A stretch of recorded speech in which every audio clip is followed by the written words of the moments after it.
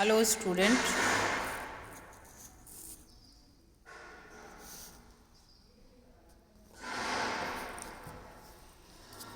न्यायालयों के निर्णय के आधार पर कंपनी अंकेक्षक के कर्तव्य। अभी इससे पहले हमने जो पढ़ा था वो उसमें था कि हमने चार्टर्ड अकाउंटेंट एक्ट 1949 के तहत क्या उसके ड्यूटीज़ हैं।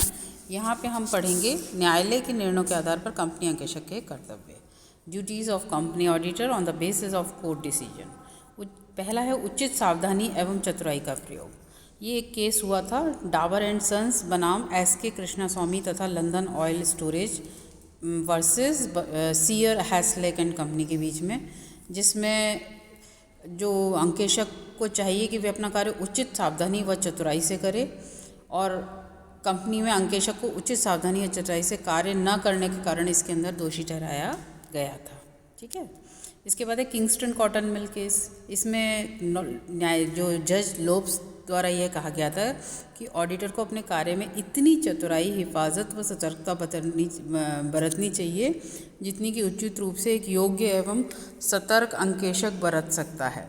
किसी मामले में कितनी सावधानी एवं चतुराई उचित होगी वह उस मसले में की परिस्थिति पर निर्भर करता है। ठीक है। नेक्स्ट है London and general bank case. यहाँ तो कहा गया है कि शंकायुक्त परिस्थिति में भी अंकेक्षक से उचित सावधानी एवं चतुराई से अधिक सावधानी चतुराई की अपेक्षा नहीं की जा सकती। लेकिन यह है कि यानी कि अंकेक्षक को एक शिकारी कुत्ते के समान नहीं, एक पालतू कुत्ते के समान होना चाहिए। लेकिन अन्य मुकदमों के निर्णय के आधार पर यह कहा जा सकता है कि सभी न्यायाधीश इस बारे में एकमत नहीं है। अतः अंकेक्षक को शंकायुक्त परिस्थिति में चतुराई बरतनी चाहिए, लेकिन ये नहीं कि वो हर बात पर शक करे। ठीक है। इसके बाद नेक्स्ट है कि अंकेक्षक को ईमानदार होना चाहिए। लंदन एंड जनरल बैंक में कहा गया है कि उसको जितने भी कागज़ हैं उनकी सत्यता की भी जांच करनी चाहिए और उनकी सत्यता को प्रमाणित भी करना चाहिए। शंकाशील होना कर्तव्य नहीं है। उसने कहा है कि अगर शंकाशील होना उसका कोई कर्तव्य नहीं है। शंकाशील होकर अगर अपना कार्य प्रारंभ करे, वह इस आधार पर कार्य प्रारंभ नहीं कर सकता कि अनियमितताएं तथा गबन अवश्य होंगे। यानी कि वो किसी कंपनी या संस्था में एंटर करता है तो वो शक के साथ नहीं, हर व्यक्ति को शक के साथ नहीं कि ये चोर होगा, इसने गबन किया होगा, ऐसा नहीं करना चाहिए उसको। ऐसी कोई पर्टिकुलर कोई सिचुएशन ही हो उसके अंदर वो शक कर सकता है, बट ये नहीं कि वो हर व्यक्ति को बिल्कुल बदमाश ही समझे कि हाँ इसने गबन किया होगा, इसने कपट किया होगा, इसने पैसा खाया होगा, इस कंपनी में सारी ऐसी पूर्वाग्रहों से ग्रस्त होकर नहीं उसको ऑडिट करनी चाहिए। किंगस्टन कॉटन मिल केस और लंदन ऑयल स्टोरेज कंपनी बनाम सीयर हैसलेक एंड कंपनी के केस में ये कहा गया है। दूसरा है आर्मिटीज़ बनाम ब्रेवर नॉट। ये बहुत ही चर्चित केस है 1932 का, और इसके ये काफ़ी आपके जो क्वेश्चंस हैं उनमें फिट भी होता है कि इस मुकदमे कहा गया था कि अधिक से अधिक यही कहा जा सकता है कि जो केस न्यायाधीश टॉलबर्ट के सामने था वह उसकी परिस्थितियों को देखते ही निर्णय उचित था। इस केस में ऑडिटर को खुदरा रोकड़ एवं मजदूरी के संबंध में कपट न पकड़ जाने के कारण लापरवाही का दोषी पाया गया था। लेकिन यह प्रमाणित हो गया कि अंकेक्षक ने पुस्तकों की पूर्ण जांच का समझौता किया था। उसने कहा था कि फुल ऑडिट जिसे कहते हैं ना, हर each and everything will be check, सब चेक होएगा, इसके लिए उसको रखा गया था। लेकिन उसने अपना कार्य को कर्तव्य से नहीं किया और उसके अंदर उसने भूल की, इसीलिए कपट उसकी पकड़ में नहीं आया। आर्मिटीज़ केस की परिस्थितियों में अंकेक्षक को शंकायुक्त होकर कार्य प्रारंभ करना चाहिए था, लेकिन इस निर्णय के आधार पर कोई सामान्य नियम नहीं बनाया गया।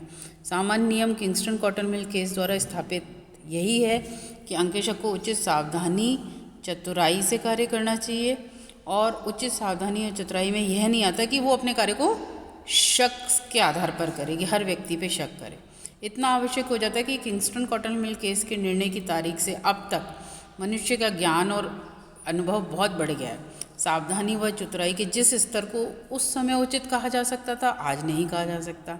अब सारा चीज़ें चेंज हो गई है, टाइप ऑफ लिविंग चेंज हो गया है, अकाउंट्स रखने के तरीके चेंज हो गए हैं, गबन के तरीके चेंज हो गए हैं। आपको मालूम ही है आजकल लाइट ही फ्रॉड होने लगे हैं, लोग आपके खातों से ही ऑनलाइन ही पैसा चुरा लेते हैं। तो ऐसी सारी चीज़ें हैं चेंज हो गई हैं, और अब कई चीज़ें तो आज के टाइम पे रेलेवेंस ही नहीं करती हैं।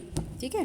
पर्याप्त अशुद्धता, पर्याप्त शुद्धता सब्सटेनल एक्यूरेंसी की जांच करनी चाहिए, कि देखना चाहिए कि चिट्ठी के केवल गणित संबंधी शुद्धता की जांच ना करके उसे हर चीज़ को प्रमाणित भी करना चाहिए। Leeds estate building and investment society limited बनाम शेफर्ड व London and general bank case में इसको कहा गया है। और एक नेक्स्ट है कि सत्यता की गारंटी देना अंकेशक का कोई कर्तव्य नहीं है, ना ही वो कोई बीमा करने वाला है। वो तो नियोक्ता द्वारा नियुक्त होता है और उसका काम है लेखा पुस्तकों की जांच करना, और यदि कोई कपट व अशुद्धि है उसे ढूंढना। उनको किसी को सजा देना या किसी का उसकी जांच हो गई है तो उससे भी भूल चूक हो सकती है, तो ना तो वो किसी की चीज़ की गारंटी देता है और ना कोई बीमा के कि वो रह जाए तो हम उससे क्षतिपूर्ति ले लें, ऐसा नहीं होता है। ठीक है, उसकी जांच के आधार के बाद भी हो सकता है कुछ चीज़ें सामने ना आ पाए वो, या उसके वो ढूंढ नहीं पाए। और कई बार क्या होता है कि बहुत जो विश्वास पात्र लोग होते हैं बड़ी चतुराई और बड़ी प्लानिंग वे से गबन और कपट कर लेते हैं, तो ऑडिटर की नज़र में वो नहीं आता। उसके लिए हम ऑडिटर को दोषी नहीं ठहरा सकते हैं, ना उसके लिए ही उसे हम उत्तरदायी कर सकते हैं। ठीक है, इस प्रकार हम केवल यह कह सकते हैं कि अंकेशक ना तो बीमक है, ना वह सत्यता की गारंटी देता है, और वह तो केवल इतना ही प्रमाणित करता है कि उसने हिसाब किताब की जांच की और उसकी राय में हिसाब किताब, P&L account, balance sheet, each and everything is right. या कहीं गलती है तो वो अपनी जो मर्यादित रिपोर्ट होती है या जो भी रिपोर्ट होती है उसके अंतर्गत उसको बता देता है। ठीक है, सलाह देना अंकेशक का कर्तव्य नहीं है। अंकेशक का कर्तव्य नहीं है कि व्यवसाय की प्रगति के लिए सुझाव दे, उसका काम है लेखा पुस्तकों की जांच करना, बस। व्यवसाय को ठीक ढंग से चलाया जा रहा है अथवा नहीं है, इसका कोई व्यवहार अबुद्धितापूर्ण लिया गया है, यह सब देखना अंकेशक का कार्य नहीं है, बिल्कुल भी नहीं है। यह कार्य तो ये देखना है कि व्यवहार कंपनी के कार्यमुक्त में किए गए हैं, वो अधिकृत हैं, पुस्तकों में ठीक दिखाया गया है, व्यवहार उचित है अथवा अनुचित, इससे उसे कोई तात्पर्य नहीं है।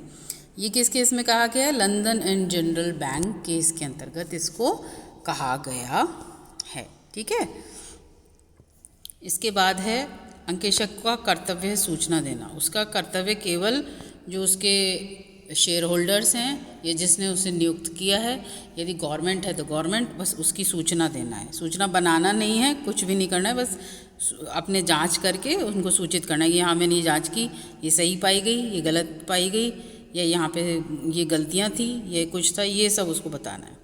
अंकेशक को अपने आर्टिकल्ड क्लर्क के प्रति ईमानदार रहने चाहिए। अनुपम राय बनाम पी.के. मुखर्जी तथा एस.के. बसु नाम वर्सेस पी.के. मुखर्जी, दोनों मुकदमों में न्यायालय ने पी.के. मुखर्जी को अपने आर्टिकल क्लर्क तथा के प्रति ईमानदार न होने के कारण दोषी ठहराया है। इन मुकदमों का विवरण कुछ महत्वपूर्ण मुकदमों के संबंध में आगे हम पढ़ेंगे। कुछ जो मुकदमे हमारे क्वेश्चन से रेलेवेंट करेंगे उनको हम डिटेल में पढ़ेंगे।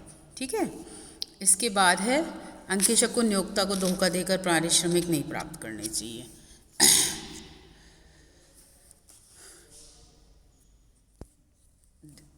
नेक्स्ट है वैधानिक कर्तव्य कम नहीं किए जा सकते। अंकेशक वैधानिक कर्तव्यों को समझौतों द्वारा कम नहीं कर सकता।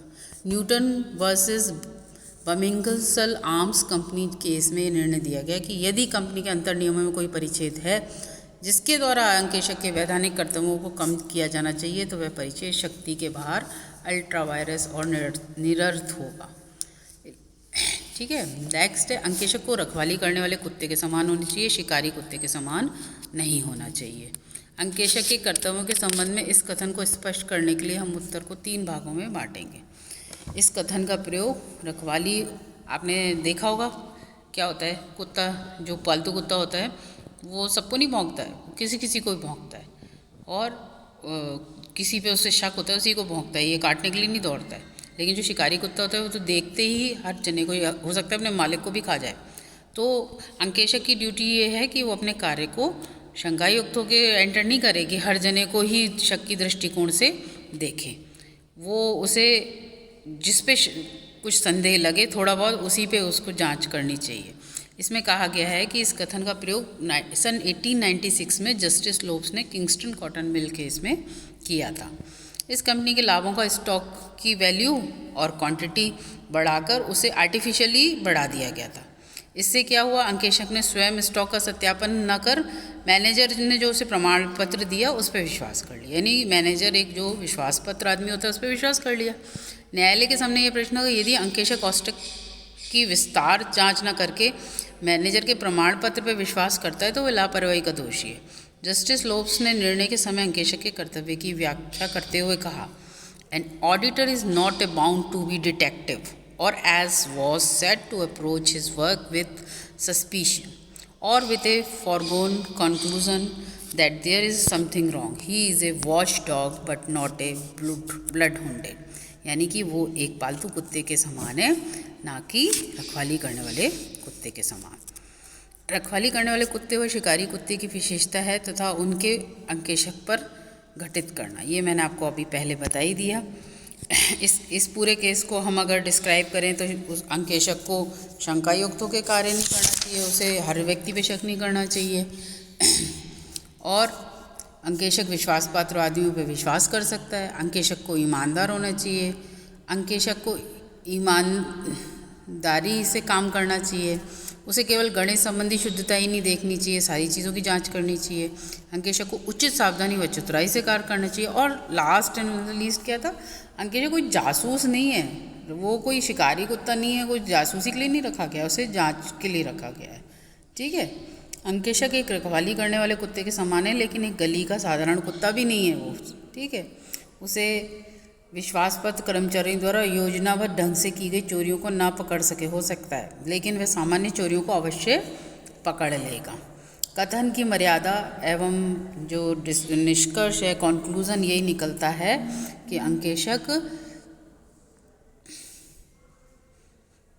नियोक्ता के विश्वासपात्र कर्मचारियों द्वारा योजनाबद्ध ढंग से किए गए कपटों को नहीं पकड़ सकता, इसके लिए वह उत्तरदायी नहीं है, और विश्वास पत्र आदमियों पे वो विश्वास कर सकता है। और अंततः हम ये कह सकते हैं, अंकेशक हमेशा रखवाली करने वाले कुत्ते के समान ही कार्य करता है, शिकारी कुत्ते के रूप में कभी कार्य नहीं करता है।